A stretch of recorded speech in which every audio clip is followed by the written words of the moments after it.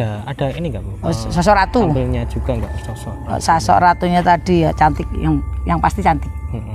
Cantik, kuning langsat ya.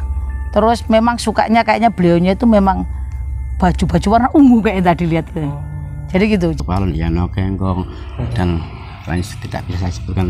Ada ini Resi 7 itu tadi itu sebuah petilasan Mas ya, bukan makam. Kalau kita membicarakan Majapahit tidak ada makam. Karena leluhur kita dahulu belum masuk agama Muslim.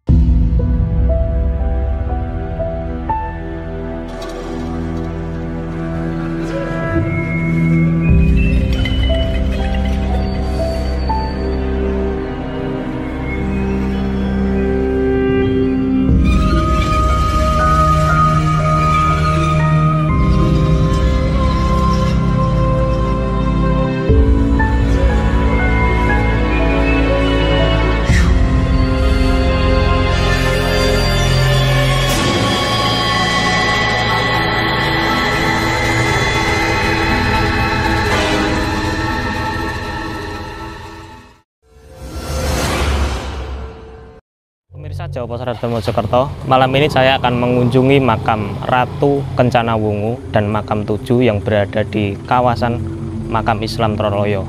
Konon makam ini adalah jejak peninggalan kerajaan Majapahit. Mari kita simak.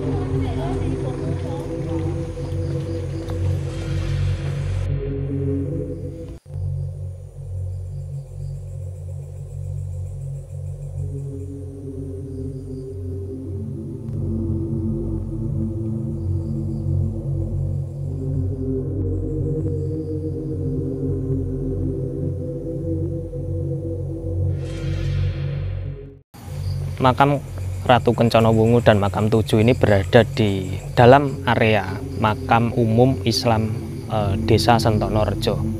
Dua makam peninggalan Majapahit itu sering menjadi jujukan para peziarah dari berbagai daerah.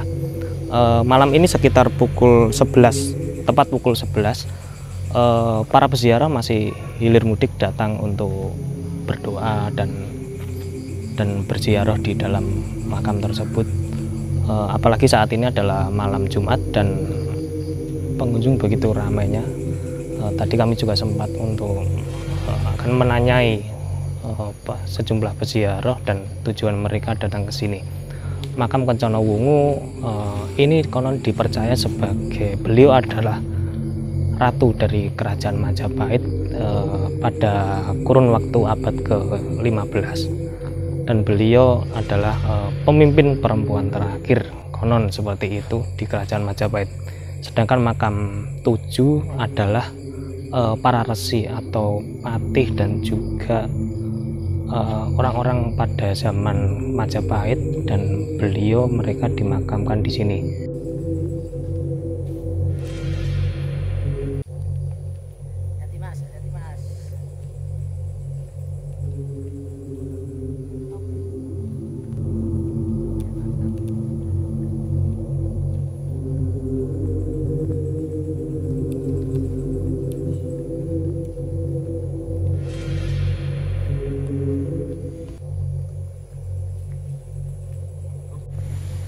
Ya, dan di depan kita ini pemirsa adalah makam Ratu Kencana Wungu. Jaraknya sekitar 100 meter dari pintu masuk makam umum. Mari kita lihat ke dalam.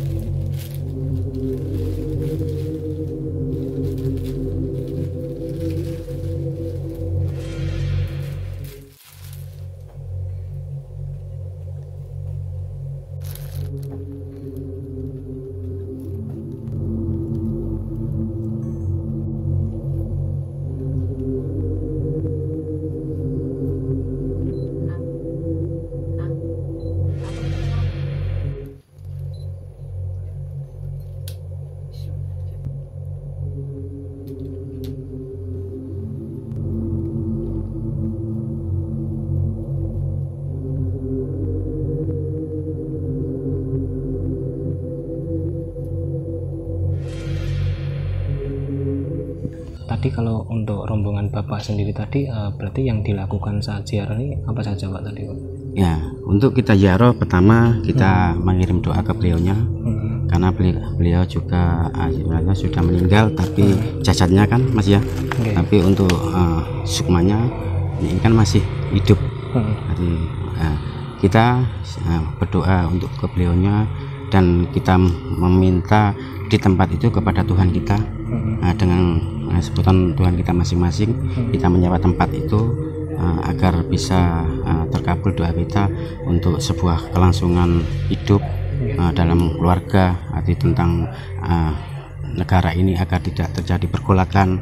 Kita meminta di tempat itu kepada Tuhan agar doa kami ini bisa nyampe kepada Tuhan. Itu yang Mas banyak macam itu.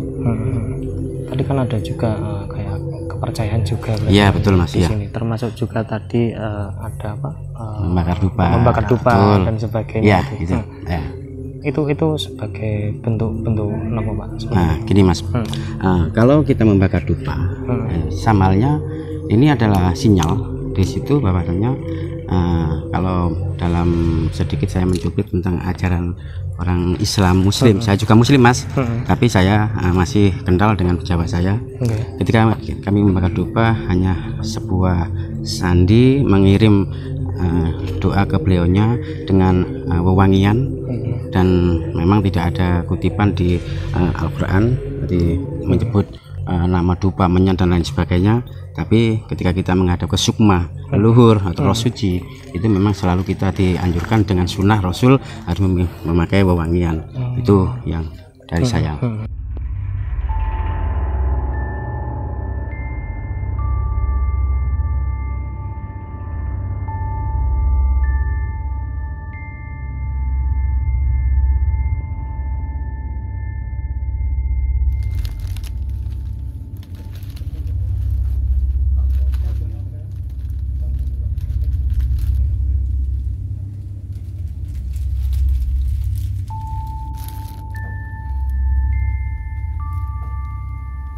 Bu Ida, tadi setelah berziarah ke makam Ratu Kencana Wungu tadi yang dirasakan apa Bu? Yang mungkin aura gitu. Oh gitu ya.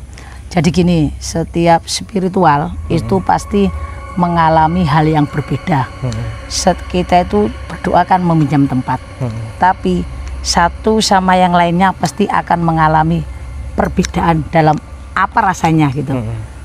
Kalau saya sendiri spiritual ya, sebagai spiritual merasakan itu saya bisa masuk ke alamnya. Jadi saya itu setiap ke tempat manapun kalau saya duduk, perasaan saya itu di alam masa lampau, kayak di kerajaan, ada ratu tadi yang datang menjemput, kayak gitu-gitulah. Jadi seperti di alamnya yang masa lampau lah gimana. Jadi makanya itu saya suka gitu loh.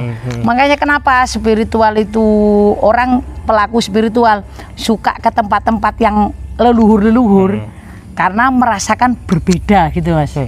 Jadi kalau setiap saya duduk langsung nyambung ke beliaunya, itu perasaan saya itu ada di kerajaan yang zaman dulu. Itu begitu. Misalnya kayak ketemu ini tadi Ratu Kencana Wungu, ya ada ratunya, ada. Perasaan saya ya di kerajaan gitu loh.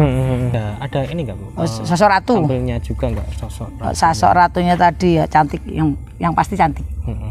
Cantik, kuning langsat ya. Terus memang sukanya kayaknya beliaunya itu memang baju-baju warna ungu kayak tadi lihat.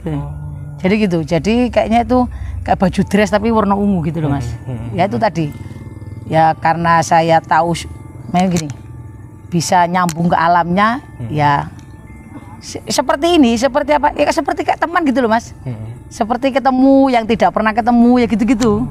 Pesannya itu cuma gini aja.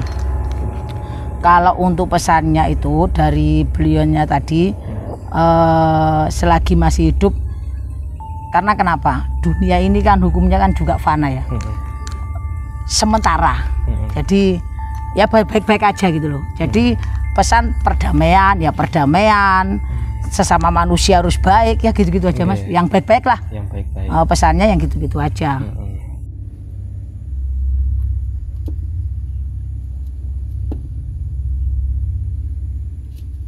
Baik pemirsa, kita tadi sudah mengikuti ritual ziarah di makam Ratu Kencana Wungu. Saat ini kita akan melihat mendekat ke makam 7. Letaknya berada tepat di belakang makam Ratu Kencana Wungu. Lewatnya di sini dan masih di dalam area makam umum. Kita menuju ke sana.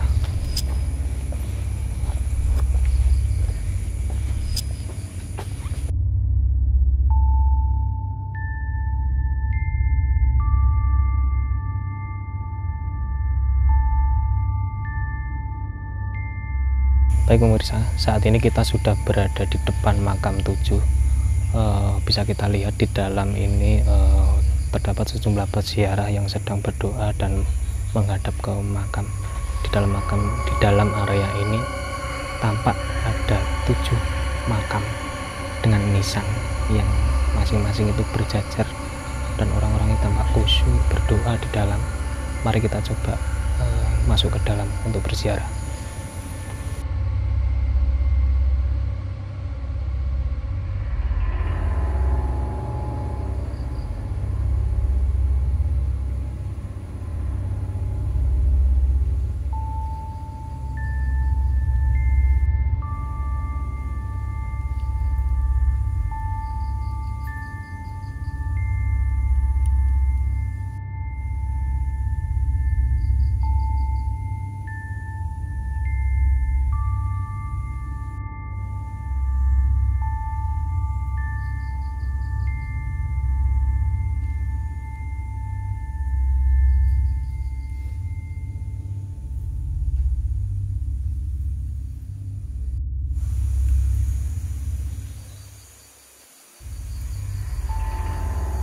Mungkin Bapak bisa ceritakan sedikit tentang makam 7 itu gimana? Untuk di belakang tadi di belakang Eyang Ratu Tribuana, yang Kencana Wungu, ya di situ kan ada makam 7. Makam 7 ini adalah sesepuh-sepuh para di era Majapahit, termasuk para resi 7. Mungkin banyak yang mengetahui bahwasanya Majapahit identik dengan Pataka, sebuah simbol kebesaran Majapahit.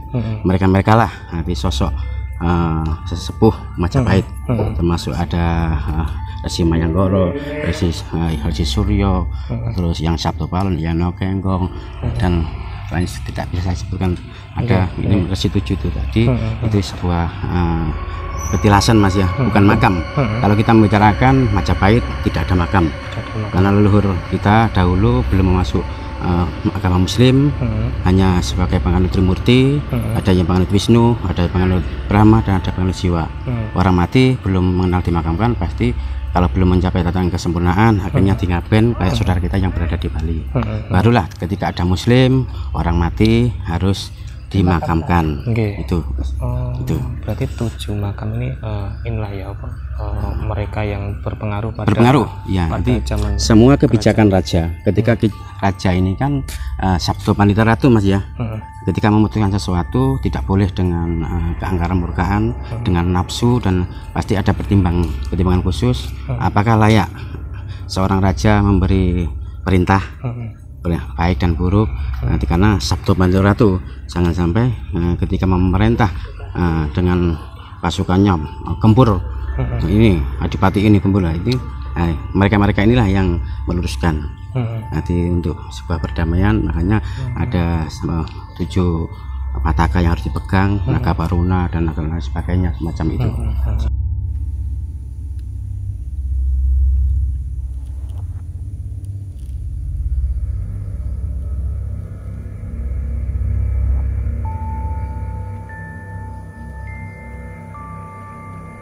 Tujuh makam itu sesuai dengan literatur mereka adalah makam dari Pangeran Noto Suryo, Patih Noto Kusumo, Gajah Permodo, Naya Genggong, Sabdo Palon, Emban Kinasih, dan Polo Putro. Mereka adalah resi atau sosok-sosok yang berpengaruh pada zaman Kerajaan Majapahit, dan dalam berbagai literatur juga bahwa situs makam 7 ini adalah bukti pengaruh agama Islam di zaman Majapahit itu. Ikuti perjalanan selanjutnya hanya di Jawa Pos Radar Mojokerto.